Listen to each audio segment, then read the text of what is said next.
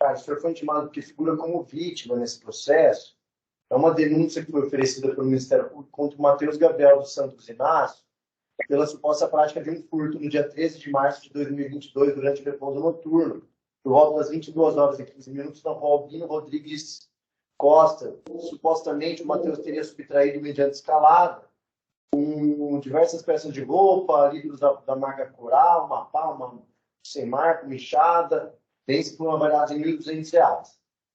Sobre esse caso, então, o senhor vai ser indagado. Se o senhor é vítima, não presta compromisso legal da verdade, mas tem obrigação moral de nos contar o que o senhor souber e se recordar sobre essa situação, tá bom? Vou começar indagando ao senhor sobre as circunstâncias da suposta infração penal, depois concedo a palavra aos doutores para perguntas complementares. O que aconteceu nesse dia, Matheus?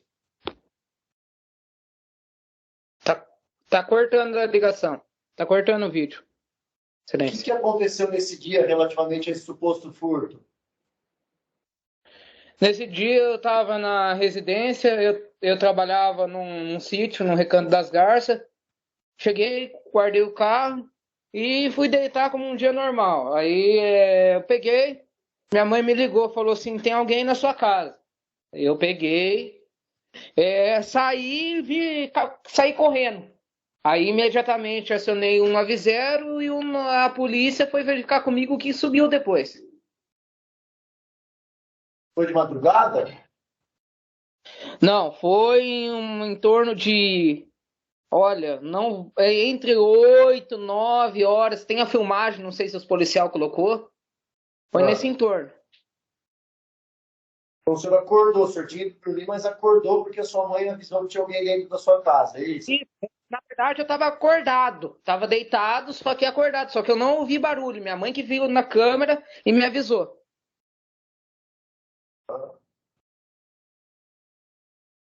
O senhor verificou se tinha alguém ali ou a pessoa já tinha ido embora?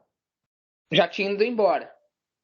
Foi vulto. Eu abri a porta da casa porque eu fui preparado já. Minha mãe falou assim, tem gente na casa. Peguei lá um pedaço de tábua e fui preparado. Aí eu só vi vulto, saiu correndo. Aí, imediatamente seguraram eu em casa, minha mãe, e acionaram 190. Aí 190, a polícia fez busca, só que não achou. O que tinha sido subtraído? O que foi subtraído dali? Foi roupas, roupas femininas, no caso, e também lata de tinta, enxada, da onde eu trabalhava. O que mais? Teve mais alguma coisa? O que eu me recordo é só latas distintas, enxada, pá, o que foi, e roupa, que sumiu bastante do varal. O senhor sabe quanto foi o prejuízo que o senhor teve? Qual que era o valor desses bens, aproximadamente?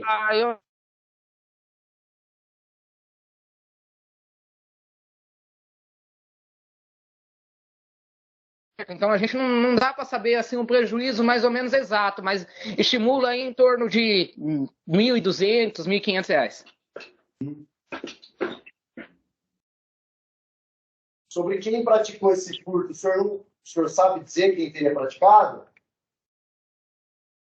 Eu, no momento, assim, eu não conhecia ele. Se é isso que o senhor está perguntando, Excelência. Eu não conhecia ele e assim que eu tenho muita amizade com os policiais aqui. Assim que eu mandei o vídeo no WhatsApp, os policiais mesmo reconheceu.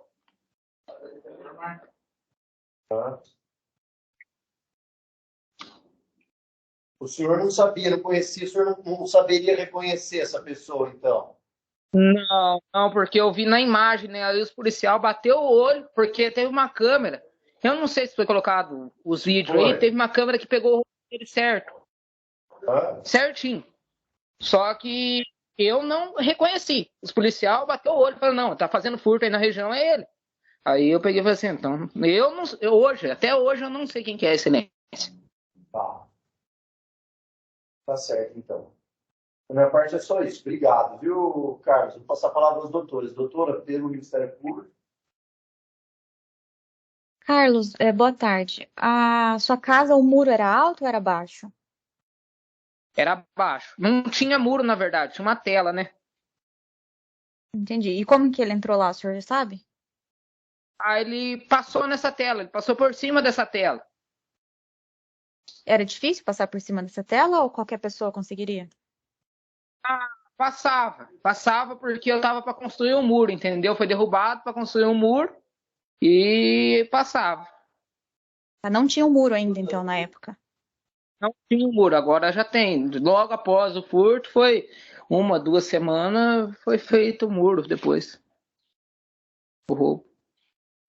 Entendi. Qualquer pessoa conseguiria entrar com facilidade ali. Não exigiria nenhum esforço fora do normal para entrar Não, na sua não, casa? não existia isso. Não, não, não.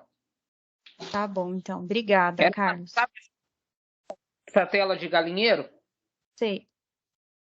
Era uma tela de galinheiro esticada. Qualquer pessoa que chegasse do lado da calçada passava por lá de dentro, mas tinha que pular.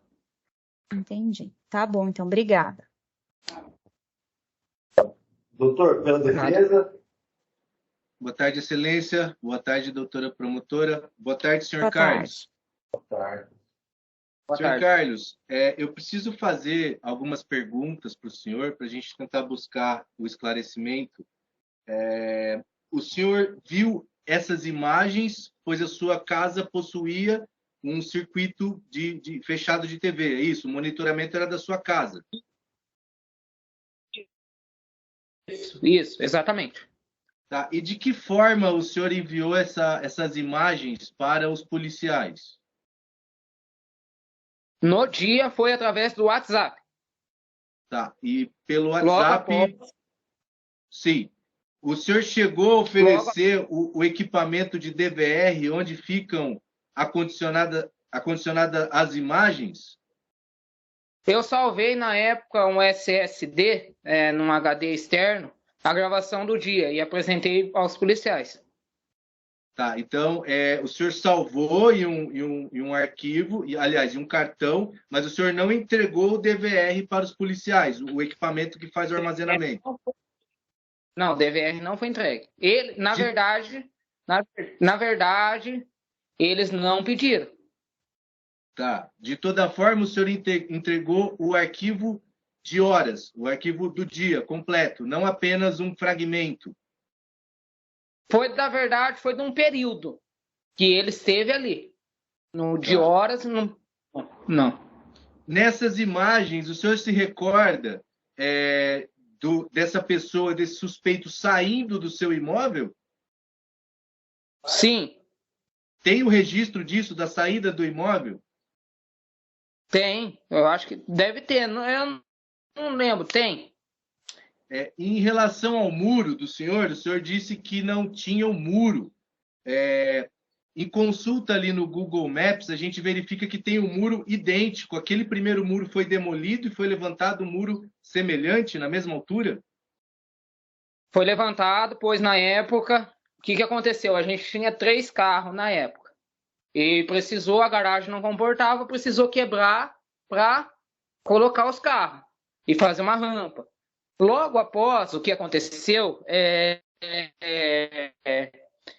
logo após, depois, eu não lembro se foi antes ou depois, foi depois do falecimento dos meus avós, que foi a venda daí dos carros. A gente já não tinha os carros mais, só tinha um carro.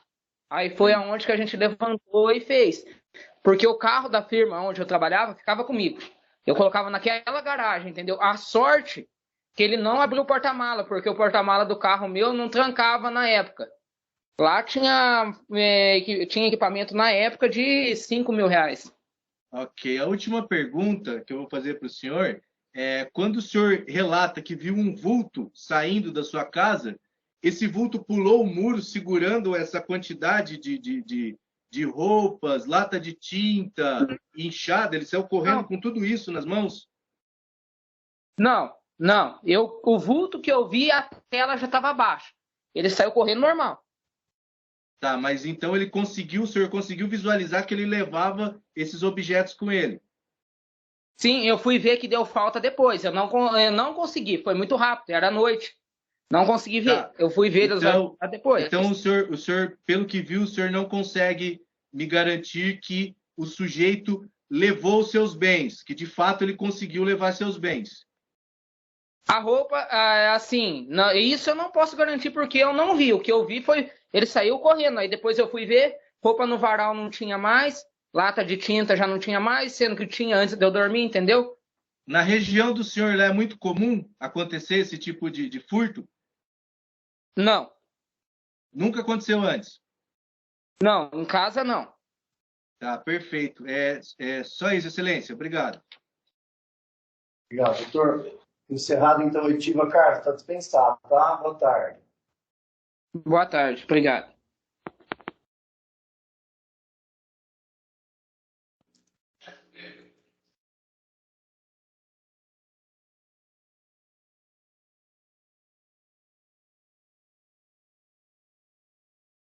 Oi. Lúcio, boa tarde.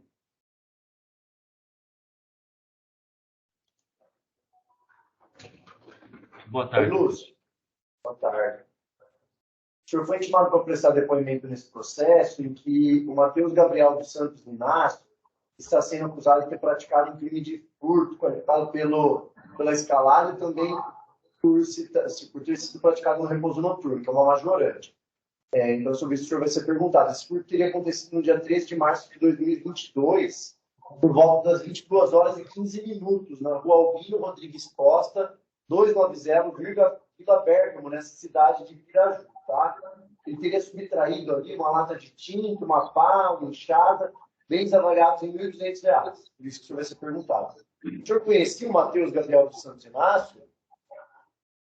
Sim, conheço o Matheus desde a menor idade dele. Ele é conhecido dos meios policiais. Tá. Só os meios policiais, o senhor tem algum outro conhecimento? Parentesco? Não. O senhor vai subir como testemunha, traz compromisso legal a dizer a verdade. Compromissado, eu vou conceder a palavra à doutora para perguntas, depois ao doutor, se por acaso eu esclareço alguns pontos do relato que eu não tenho entendido. Doutora, fica à vontade pelo MP. Boa tarde, Lúcio.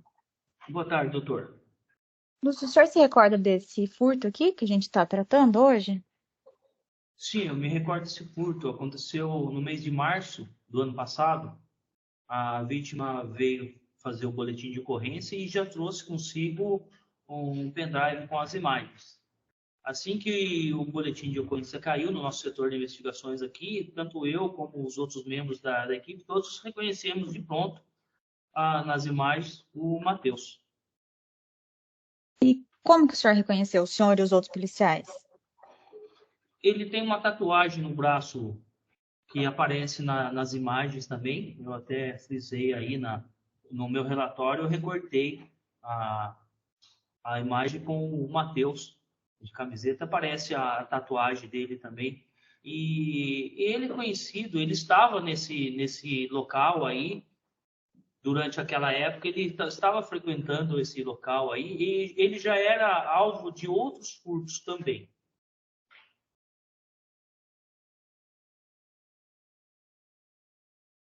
Entendi. Mas foi somente pela tatuagem ou teve mais alguma outra característica, um modo de andar, um modo de proceder, um furto?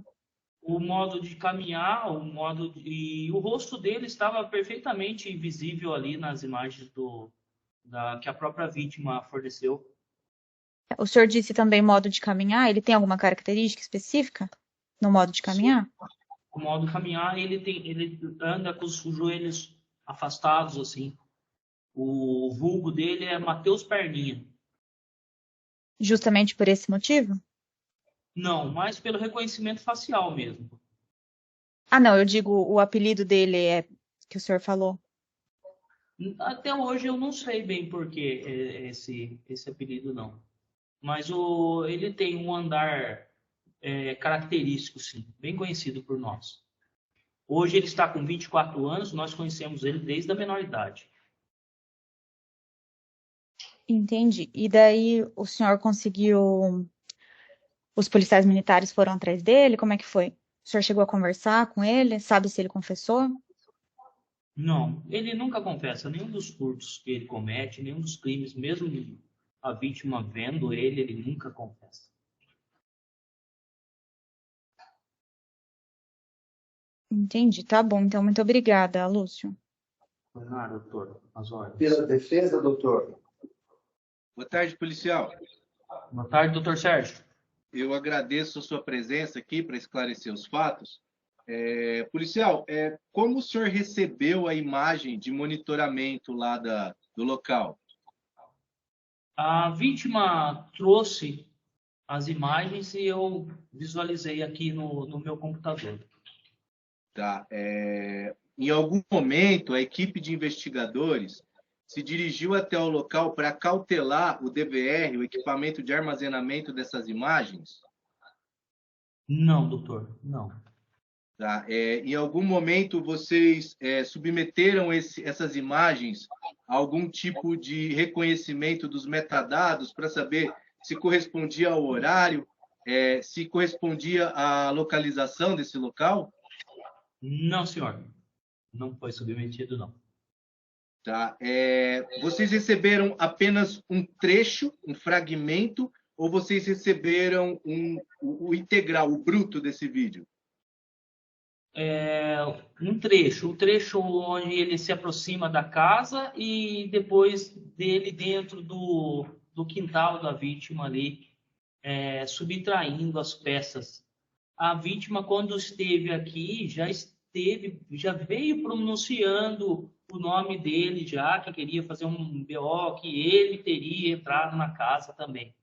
A vítima declarou para o senhor que conhecia o Matheus, então? Não que conhecia, que sabia quem era ele, que já tinha visto por ali. Porque a casa da vítima é próxima à rua. Esse local, no final da rua, já começa a rua onde o Matheus estava frequentando diariamente. No caso, à noite, né? Toda noite ele estava por ali, envolvido em outros fatos que foram registrados aqui também. Tá. Aí, então a vítima declarou que sabia que era o Matheus quem tinha cometido esse delito. Isso. Mas a gente já teve só as imagens, né? Tá. Então, assim, o senhor não viu a imagem de um período maior para saber se mais pessoas passaram por aquela calçada? Não. Só vi as imagens dele chegando, passando, pulando muro e dentro do quintal, subtraindo. Eu até forneci um relatório aí com as imagens que eu recortei, que eu extraí das imagens que a vítima forneceu. O senhor editou essas imagens, é isso? Não, eu recortei os trechos onde aparecia o Matheus dentro do imóvel da pessoa. Tá, desculpa se eu não fui claro. Só para ilustrar o meu relatório. Desculpe se eu não fui claro, peço perdão. O senhor usou um equipamento de edição de vídeo para recortar esses trechos? Não. Eu peguei a imagem da vítima e recortei esses trechos que eu visualizei só para ilustrar o meu relatório. E que são os trechos que estão lá no Google Drive, no link que foi encaminhado pela delegacia, correto? Sim, correto. Tá. O senhor disse que reconheceu o Matheus pelas tatuagens? Ele tem uma tatuagem no braço também. E o que ele tem tatuado no braço, você sabe dizer? Não me recordo agora, não. Eu me recordo que neste dia, exatamente neste dia, eu me recordo de ter visto ele. Minha mãe mora nesta rua. E eu vi, ele estava com a camiseta, me chamou a atenção, que eu me recordei que os braços da camiseta eram escuros. Só os braços eram escuros. E eu vi o Matheus, ele estava sendo visto diariamente ali naquela região. Tá, eu estou entendendo que o senhor já conhecia ele de outras oportunidades, mas a tatuagem que o senhor diz que reconheceu pela tatuagem, o senhor sabe qual que é a tatuagem que ele tem? Agora, sim, de cabeça, não. O senhor tem tatuagem? Nós temos fotos dele aqui. O senhor tem tatuagem? Tenho. Tá. Então, assim, o Matheus era conhecido por outros delitos de furto e por isso o senhor atribui esse furto ao Matheus, mas não que o senhor reconheceu ele. Eu reconheci a imagem dele, o rosto dele, que foi apresentado para a gente aqui. Tá, perfeito. Tanto eu como os outros membros da equipe. Tá bom, eu agradeço aí a presença e as declarações do senhor. Sem mais, excelência. Obrigado. Da minha parte, Lúcio, essas imagens estão as folhas 87 e 88. Vou pedir para a Vivian, por favor, colocar a folha 87. Certo, doutor. Só um momento. Deixa eu dar uma olhada. Me dizer se é essa imagem mesmo.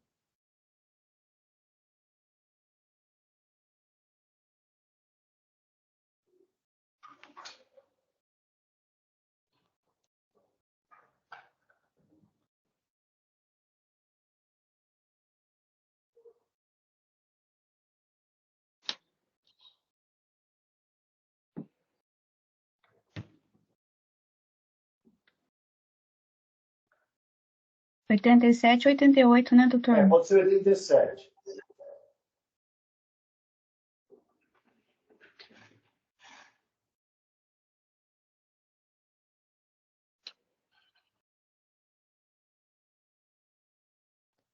Precisa dar um zoom também. Tá dando para ver, Lúcio? Sim, é o meu relatório. Isso, é o relatório do senhor, sim. Essa tatuagem é essa que eu estou vendo no braço direito, essa tatuagem grande, é a que o senhor se refere? Ali na foto só aparece que ele tem uma tatuagem, não mostra qual tatuagem que é, né? Sim, sim, mas é uma tatuagem, parece que é o braço inteiro, né? Só Isso. pra... e aí nessa imagem o senhor reconhece o Matheus também. Como essa última parte chegou... Essa imagem o senhor reconhece o Matheus, é ele? O senhor tem alguma Eu dúvida? conheço, sim. Tem alguma dúvida quanto a isso? Não tem dúvida.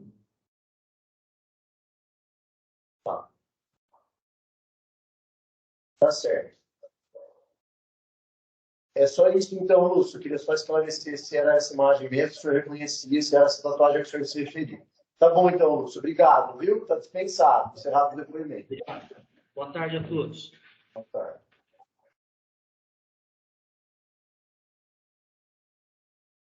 Interrogatório.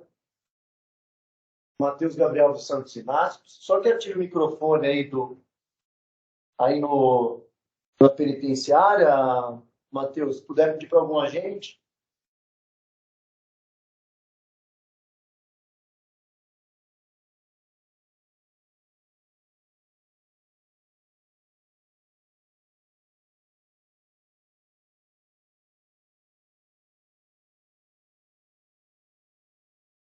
Obrigado. Então, Matheus Gabriel dos Santos Inácio, eu vou proceder ao interrogatório do senhor, ele se dividir em duas partes. Na primeira parte, fazer umas perguntas pessoais para o senhor. Depois, na segunda parte, conversar a respeito dos fatos apurados nesse processo. Em relação aos fatos, o senhor tem direito emocional ao silêncio, não precisa responder nada do que eu perguntar, o Ministério Público de Defesa perguntarem, tá? Por outro lado, caso o senhor queira falar a respeito dessa situação, a oportunidade que o senhor tem de apresentar a versão do senhor a respeito dos fatos, deduzindo a sua versão autodefensiva de maneira positiva e tecendo, então, as alegações que o senhor julgar pertinentes, tá bom? O senhor pode, caso o senhor queira falar, apresentar a sua versão e também responder apenas as perguntas que o senhor julgar pertinentes. O senhor exerce, então, o direito ao silêncio de maneira seletiva, selecionando o que o senhor vai responder ou não, tá bom? Também a oportunidade que o senhor tem, caso o senhor queira, de confessar esses fatos, ocasião que o senhor será agraciado com uma atenuante da confissão espontânea, que virá a reduzir a pena do senhor na segunda fase da aplicação da pena, caso o senhor venha a ser condenado pela prática desses fatos. Deu para entender tudo? Entendi, senhor. Tá. Primeira parte do interrogatório. Sua data de nascimento, Matheus? Dia 8/7/1999. Estado civil? Sou casado, senhor. Casado? Tem filhos? Tenho uma menina. Quantos anos? 6. Mora com quem? Morava comigo. Mora com a sua esposa ou sua ex-esposa? Sim, senhor. Certo. O senhor estava trabalhando antes de ser preso? Estava trabalhando, senhor. O quê? Estava trabalhando na DR, terceirizado. Qual que era a função que o senhor exercia? Eu era cerqueiro. É carteira assinada? Não, terceirizado. Tá. Quanto que o senhor estava ganhando? Estava ganhando 100 reais por dia. O senhor estava morando onde antes de ser preso? Eu entendi.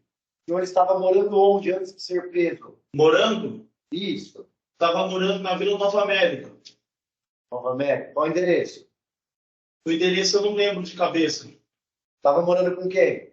Com a minha esposa e minha filha. Certo. O senhor já foi condenado criminalmente antes de 13 de março de 2022? Se eu já fui condenado? Isso. Eu estou preso agora, Meritíssimo, por um furto antigo. Eu vim preso no furto antigo, porque eu não fui na audiência Na verdade, eu não sabia dessa audiência, porque eu tinha mudado de endereço. Eu já não estava mais morando na Vila Nova América, eu mudei de endereço. Então, a notificação chegou lá, eu acabei não indo. Tá, não quero saber os pormenores. O senhor foi condenado ou não foi condenado? 1 ano e 3 meses. Mais algum fato? Não. Só o serviço comunitário meu que fechou. Só um furto o senhor tem? Serviço comunitário, fechou. Na sua ficha tem 4 furtos e mais 2 outros crimes. Então é só um furto que o senhor tem. Eu vim num furto preso, só que eu estava em benefício de serviço comunitário. 3 BO na rua, daí fechou os 3 BO, ficou 4. Tá. Sobre os fatos agora, o senhor está sendo acusado, Matheus, de ter praticado um outro crime de furto no dia 13 de março de 2022, durante a noite, por volta das 22 horas e 15 minutos, na rua Albino Rodrigues Costa, 290, Vila Bergamo. O senhor teria supostamente subtraído uma lata de tinta da marca Coral, uma pá sem marca e uma enxada, avaliadas em R$ 1.200.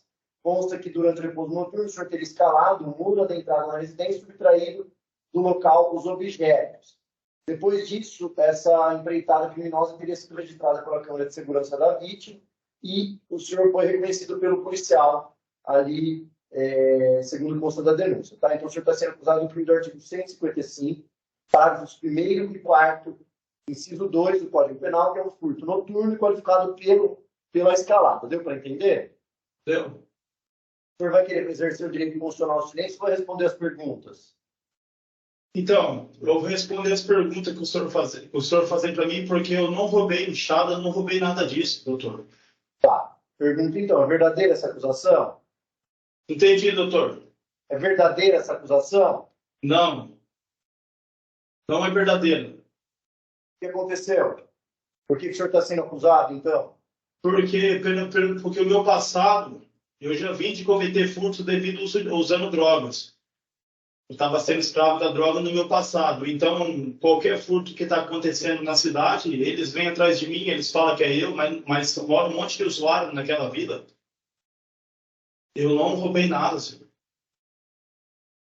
Eu estava trabalhando, não precisava disso, não. Tinha minha filha para cuidar, minha esposa. Só eu trabalhava em casa, não precisava roubar, não, doutor. Eu estou preso aqui em Belo Antigo, porque eu não estava mais cometendo nenhum ato na rua. Tá. O senhor estava fazendo o que nesse dia? O senhor se recorda? Não me recordo, senhor.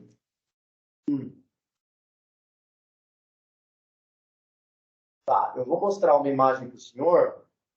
Se o senhor não quiser responder, o senhor não responde. Tá? Eu vou pedir para a Lívia colocar, foi 87. Tá? E ver se o senhor se identifica nessa imagem. Eu vou compartilhar aqui, doutor. Tá.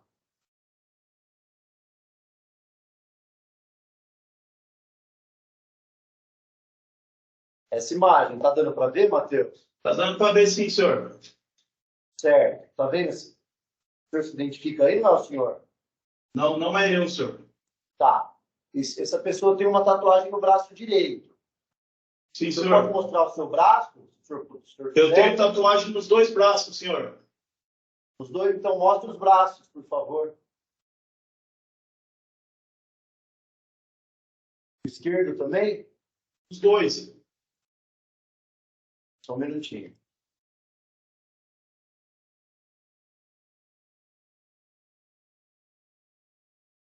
Aham. Qual que é essa tatuagem no braço esquerdo, Matheus? O esquerdo é um tribal. Um tribal? Deixa eu ver de novo. Quando que o senhor fez essa tatuagem? Desde quando eu estava na rua, senhor. Tá, quando foi? Só para eu saber. 2016, eu acho, uma das primeiras tatuagens que eu tive. E a do direito? A do direito eu tenho uma carpa e uma carranca. Então essa do braço esquerdo o senhor já tinha lá em 2020. Do esquerdo, No braço esquerdo o senhor já tinha tatuagem em 2020. uma das primeiras que eu fiz foi essa, mas minhas tatuagens são tudo antigas, senhor. Tá. O senhor estava trabalhando com o que nessa época? Trabalhando? Isso. Eu estava trabalhando terceirizado na BR, senhor. Já em 2020 já estava trabalhando? Então, eu trabalhava com um rapaz ali de Capão Bonito, que ele pegava para fazer cerca no terceirizado na DR. Ele me buscava no peixe todo dia, 6 horas da manhã. Trabalhei um tempo.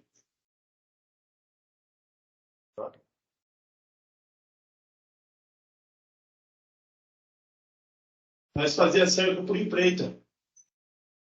Tá. Quando o senhor começou a trabalhar lá no DR? Quando eu comecei a trabalhar, eu não me recordo, senhor. Foi antes de 2020?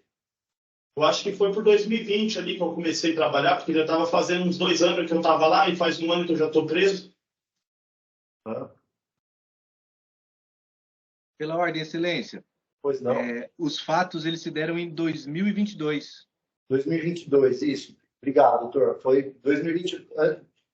Antes disso, o senhor já estava trabalhando na DR? Já estava trabalhando um tempo já, senhor. Tá. Pagava aluguel, senhor. Entendi. O senhor quer alegar alguma coisa a mais, Matheus? Não é só isso? Só isso, senhor. Tá Só certo. tem para falar mesmo, senhor, que eu mesmo eu já cometi outros delitos assim no passado. E como o policial falou que eu nunca fui réu confesso, se o senhor vê, eu tenho um processo que eu já fui réu confesso. Se fosse eu que tivesse fazido, eu tinha vindo no réu confesso, mas não foi. Eu já tinha, não estava mais usando droga. Estava trabalhando, consegui uma família, hoje eu tenho minha família. Entendeu, senhor?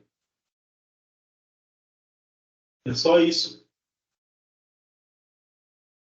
Tá bem. Da minha parte é só isso. Vou ver se os doutores têm perguntas. Doutora, pelo Ministério Público. Boa tarde, Matheus. Boa tarde. Em relação só à tatuagem, o senhor disse que a do braço esquerdo foi em quando que você fez? 2016? Então, foi uma das primeiras tatuagens que eu tive. Mas tatuagens são tudo antigas, doutor. O senhor fez essa antes do que a do braço direito? Então, é tipo assim, eu comecei a fazer uma de um lado, depois eu fiz uma, depois eu fiz outra, foi tudo devagar, só que foi tudo de 2016 para frente. Entendeu, doutor? Tudo antigo nessa tatuagem. É que aqui no vídeo, pra mim, é que tava uma imagem pequenininha, mas dava a impressão que a do braço esquerdo tava bem escurinha, bem pretinha a tatuagem, diferente da do braço direito, que dá a impressão de ser mais antiga. E o senhor falou que foi em 2016? As minhas tatuagens são antigas. Do lado eu tenho um trimbal e do outro lado eu tenho uma carranca e uma carta. O senhor se importa de mostrar de novo, só pra eu dar uma olhada?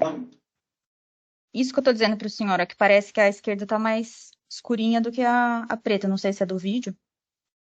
Às vezes pode ser por causa do trampo da tatuagem, porque esse aqui é um tribal, então ele já tem que ser pintado mais preto. Agora essa daqui já é sombreada.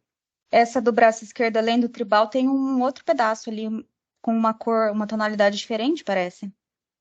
Então, faz tudo parte. Porque tem um pedacinho ali que tem uma tonalidade diferente, que é da mesma cor do braço direito. Eu também tenho outra aqui, doutor. Entendi. Escrito Essa lealdade. também. Entendi. Lealdade, escrito. Tá. Essa que tá com uma corzinha um pouquinho diferente do braço esquerdo, o senhor pode mostrar? Não essa, dentro aqui. Essa aqui Não, do braço esquerdo, por dentro, isso. É um nome também? Tá é o nome, doutor. Entendi, tá bom então. É só isso mesmo. Obrigada, Matheus. De nada. Doutor, tem perguntas pela defesa? Sim, excelência.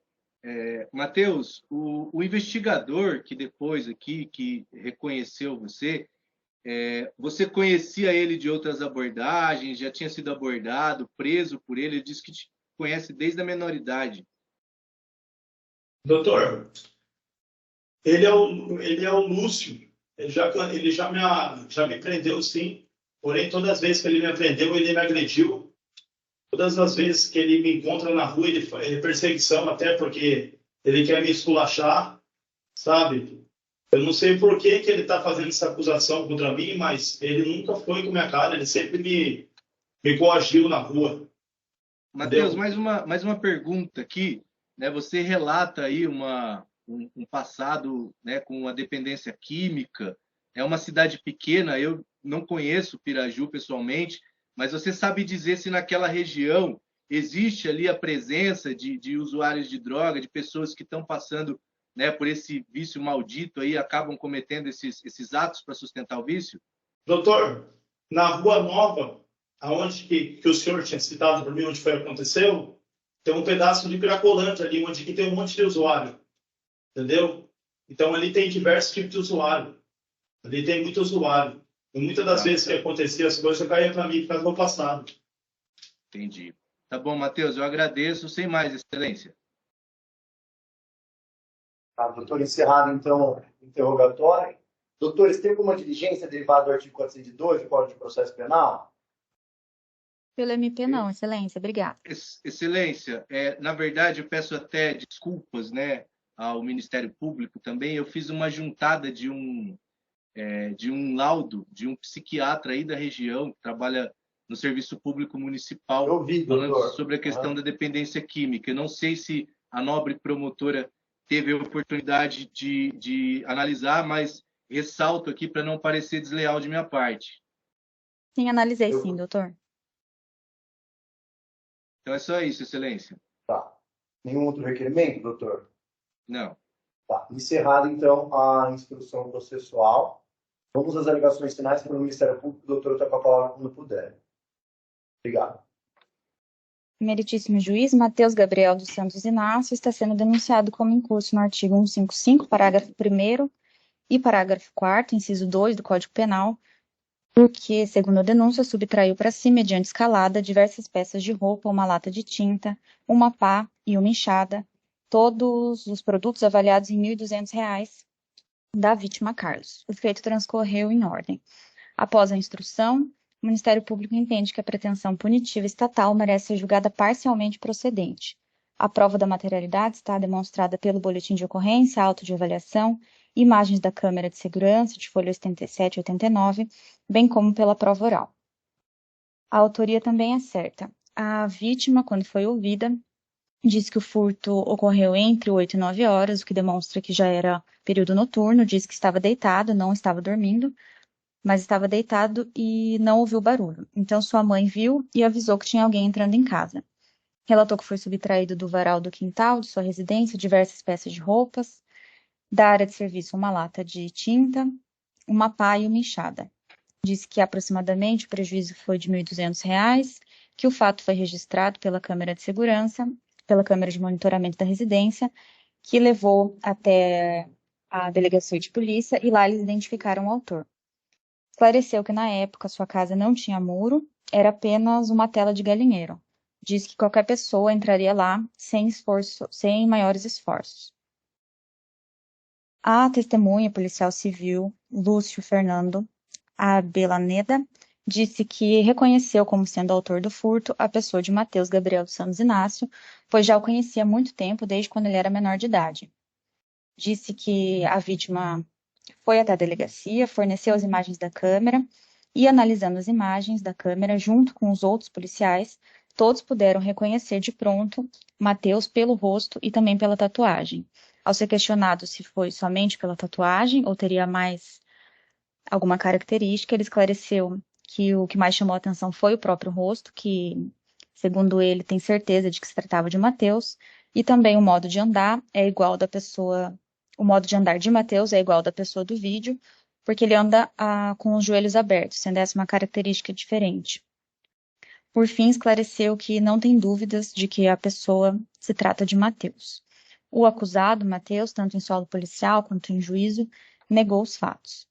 Balizado todo o conjunto probatório, em especial pela audiência hoje realizada, e pelas imagens da câmera de segurança e o depoimento do policial, que o conhecia há muito tempo da cidade, o Ministério Público entende que está comprovado que o furto ocorreu durante o repouso noturno, tendo o acusado adentrado à residência da vítima, subtraído do local diversas peças de roupa, uma lata de tinta, uma pá e uma enxada, tudo avaliado em R$ 1.200.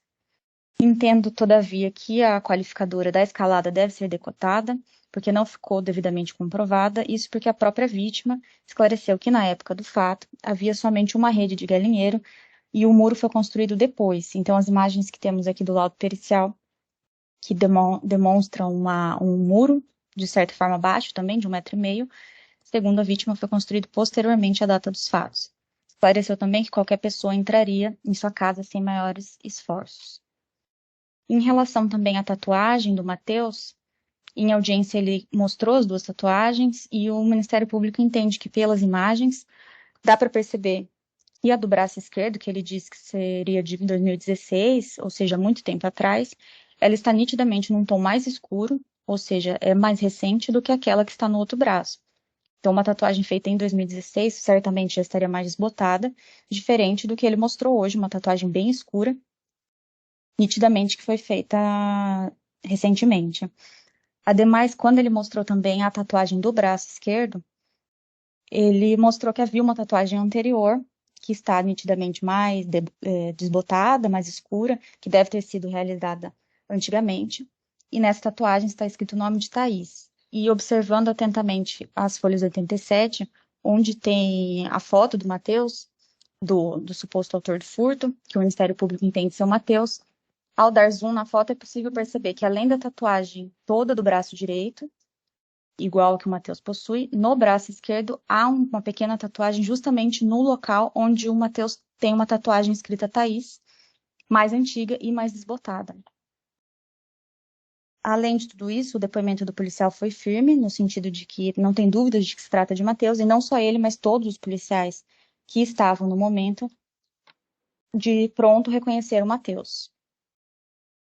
Em relação a que o doutor defensor juntou, anexou aos autos hoje mais cedo, o Ministério Público analisou, mas entende que, apesar do atestado médico, não há nada que comprove que, na data dos fatos, o acusado tinha sua capacidade mental diminuída ou não sabia do que se tratava, não sabia o que estava fazendo, de forma que não deve se aplicar nenhuma causa excludente da ilicitude ou de culpabilidade.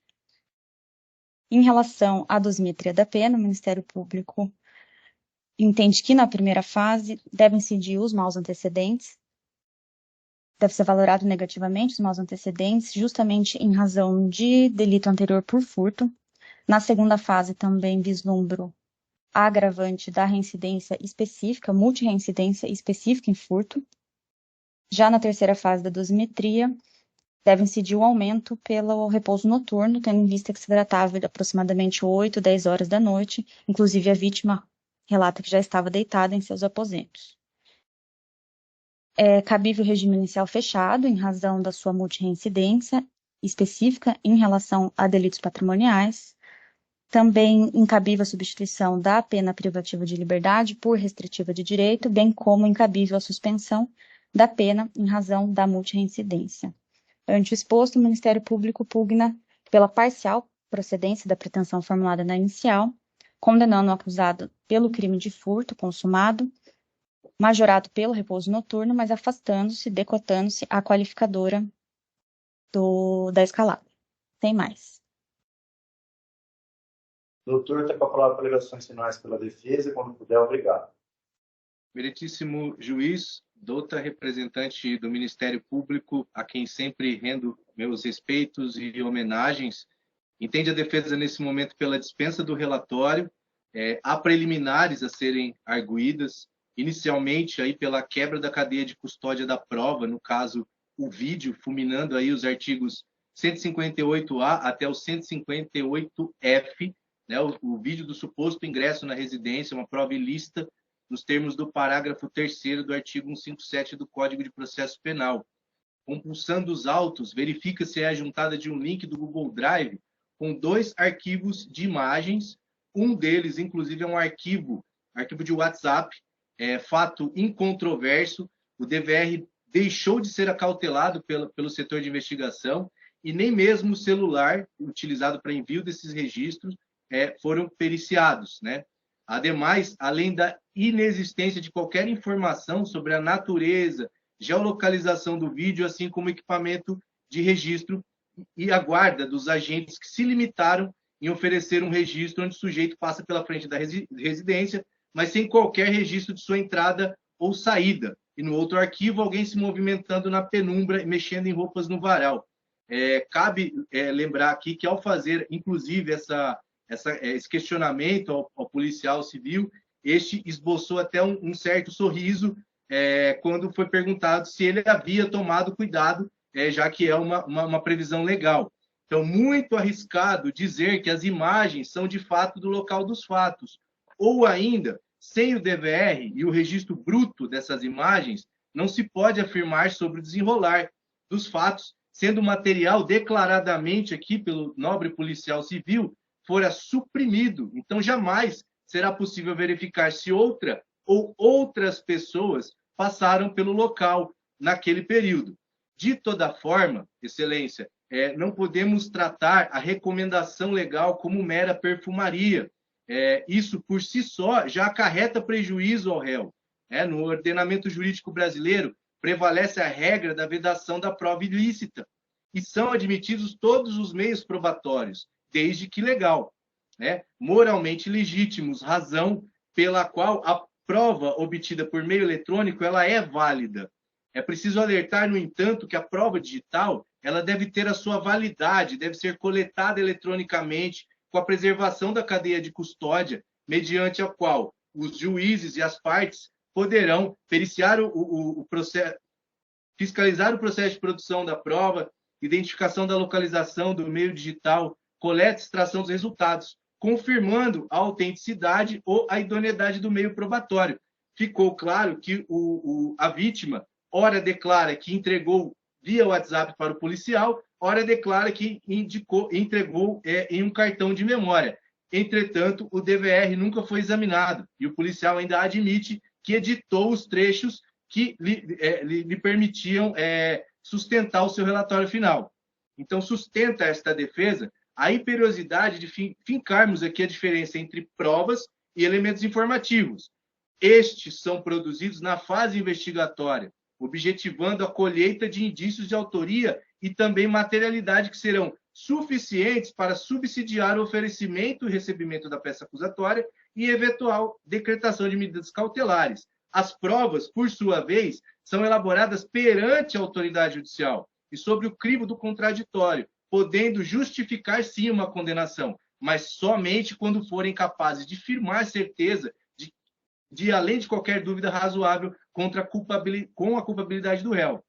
Trata-se, portanto, Excelência, de um instituto que cuida detalhar os elos que devem compor a história do elemento probatório, desde a sua descoberta na investigação até a sua exibição ao magistrado.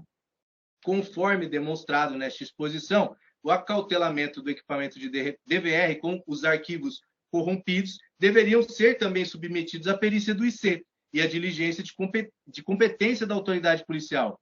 Mas nem mesmo o Ministério Público diligenciou para tal. Pelo contrário, sustentou o pleito condenatório baseado em uma imagem, sem qualquer dado confiável. E, ressalta, Excelência, discute-se aqui, inclusive, o pigmento da tinta da tatuagem ou a técnica utilizada para efetuar a tatuagem, pois ela estaria mais escura ou mais clara. E acredito que não cabe essa discussão no processo penal. Fato incontroverso, trata-se de prova digital, a flagrante quebra dos metadados que garantem a confiabilidade do material, foi enviado por um celular, um ponto específico, ocultando integralmente o arquivo, ou seja, o desfecho dos fatos, como, por exemplo, a saída do suspeito de posse da res furtiva. Não se comprovou sequer se esse furto foi consumado. Ou ainda, não se comprovou se outras pessoas passaram por aquele local. Assim, requer seja reconhecida a flagrante quebra da cadeia de custódia, fulminando os artigos 158-A a 158-F do Código de Processo Penal, determinando o desentranhamento da prova considerada ilícita nos termos do parágrafo 3º do artigo 157 do Código de Processo Penal. Ainda, Excelência, em relação às preliminares, o reconhecimento da nulidade no reconhecimento de pessoas, aí do artigo 226 do CPP. Apesar da possibilidade do reconhecimento de pessoas ser refeito em sede de instrução e julgamento, não será possível reparar o ato quando este estiver maculado ab início pela inobservância das formalidades legais, que foram flagrantemente solapadas em solo policial. Odiernamente, as cortes superiores entendem a impossibilidade de convalidação do ato em juízo, tendo em vista a nulidade do ato em solo policial. Nesse sentido, o ato de reconhecimento também é uma garantia do suspeito, sendo feito com absoluto menoscabo pela legalidade do ato e que causa aí prejuízo à ampla defesa.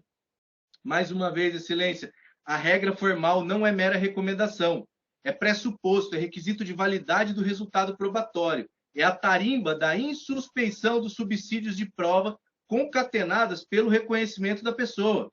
Isso se torna mais grave quando o reconhecimento é feito por meio de fotografias, dos famosos álbuns de delegacias. Nota-se, Excelência, que em folhas 87 e 89 temos imagens do vídeo enviado por WhatsApp para a delegacia, que já foi citado, violou a cadeia de custódia da prova, e logo após fotos do réu do arquivo da delegacia. Folhas 90, o reconhecimento fotográfico é feito pelo policial civil, que nem mesmo foi testemunha de fato, ou seja, mais um odioso reconhecimento fotográfico nos álbuns de delegacia, onde dependentes químicos em surto ou movido pelo pernicioso vício são indicados, processados, condenados por pequenos delitos patrimoniais. Se não bastasse, Excelência, as nulidades, e ainda que se aceite o elemento informativo contendo no vídeo enviado por WhatsApp, não se pode acreditar o reconhecimento do suspeito, isso, pois não há rosto para reconhecer, reconhecimento de pessoas, e pior, sustentar o reconhecimento por tatuagens que no vídeo não passam de borrões, ou ainda, qualquer pessoa com tatuagem e boné poderia ter sido condenada, inclusive este defensor, que tem braços tatuados e boné, e também o policial, que tem o braço tatuado.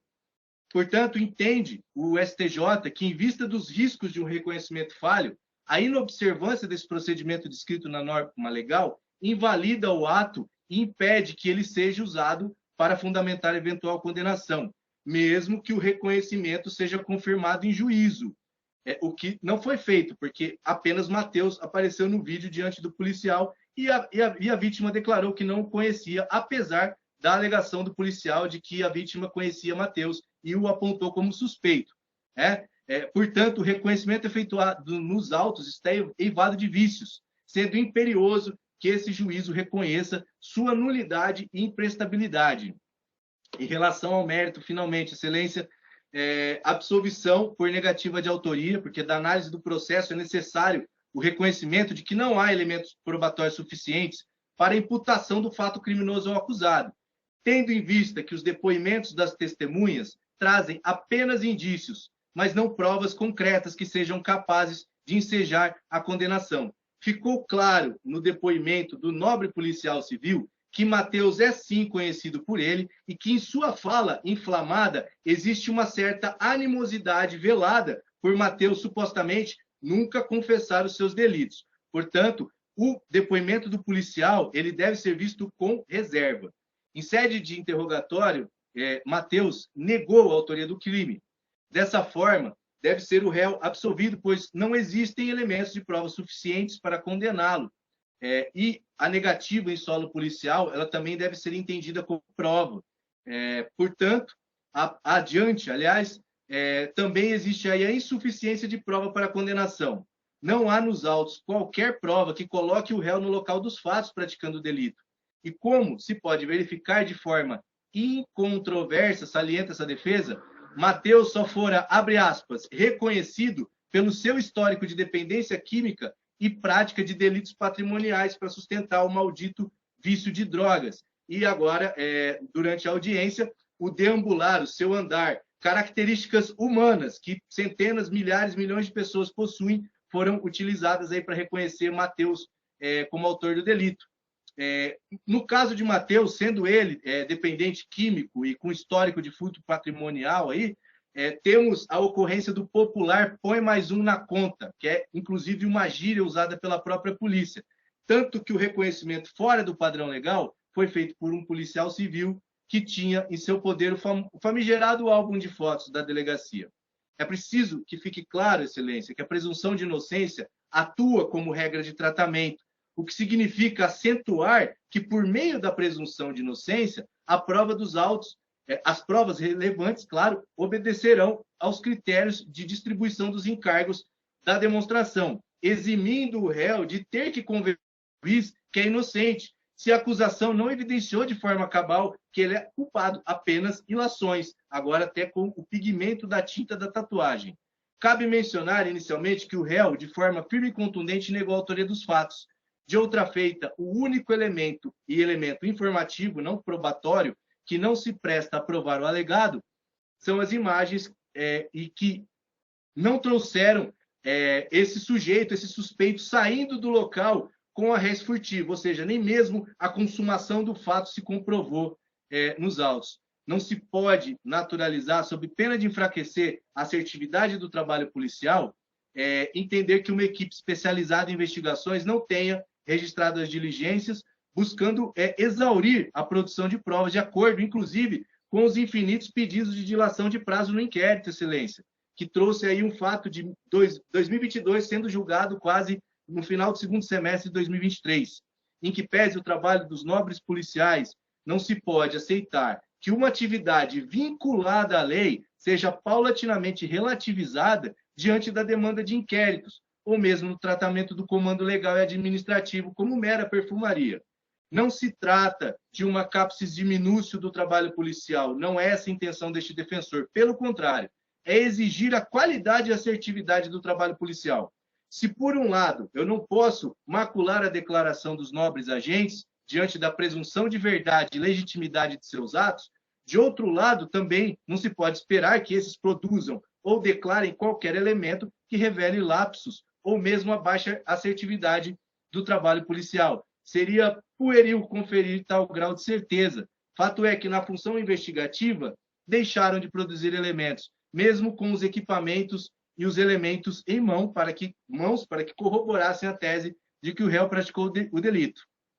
Portanto, Excelência, diante da insuficiência de provas, não há como imputar ao réu a autoria do delito, de forma que, nos termos do artigo 386, incisos 5 e 7 do CPP, deverá o douto juízo absolvê-lo por medida de justiça. Caso não seja o entendimento de Vossa Excelência pela absolvição, imperioso tratar do afastamento da majorante do repouso noturno. Cito aqui julgamento de recursos especiais repetitivos, o tema 1087. A terceira sessão do Superior Tribunal de Justiça estabeleceu que a causa de aumento de pena pela prática de furto no período noturno não incide na forma qualificada do crime de furto, lá do parágrafo 4º, que é justamente pelo qual Matheus foi denunciado. O parágrafo 1º se refere à pena de furto simples, prevista no caput do artigo 155, e não a do furto qualificado descrita nos parágrafos posteriores. Segundo o ministro João Otávio de Noronha, que foi relator do julgado mencionado, para que fosse considerada aplicável essa majorante do furto qualificado, o legislador deveria ter inserido o parágrafo 1º do artigo 155 após a pena atribuída à forma qualificada do delito, o que não ocorreu. No caso em tela, Matheus foi denunciado pelo furto qualificado, justamente a problemática aí pacificada pelo STJ. Dessa forma, Excelência, deve-se afastar a causa de aumento de pena, tendo em vista o entendimento sedimentado pela Corte Superior. Além disso, a exclusão da qualificadora de escalada, concorda a defesa com o Ministério Público, não foram trazidos aí vestígios da incidência da escalada. Chama atenção que o laudo do IC traz a declaração da moradora da residência, que inclusive complementa o que foi dito pela vítima, que o muro, ele não existia muro na ocasião. Entretanto, em consulta ali ao Google Maps, na rua Albino Rodrigo da Costa, 526, tem uma imagem de 2011, e é o mesmo muro, na mesma altura, na mesma posição. Portanto, por algum motivo, esse muro estava lá, mas dizem que não. Ainda sobre o laudo, o perito declarou que a residência possuía monitoramento de CFTV, mas não registrou qualquer imagem sobre a posição dessas câmeras, para que fosse possível entender se havia ponto cego, já que não há registro da entrada, pouco menos da saída do suspeito do imóvel. Assim fica evidente que a qualificadora não deve prosperar.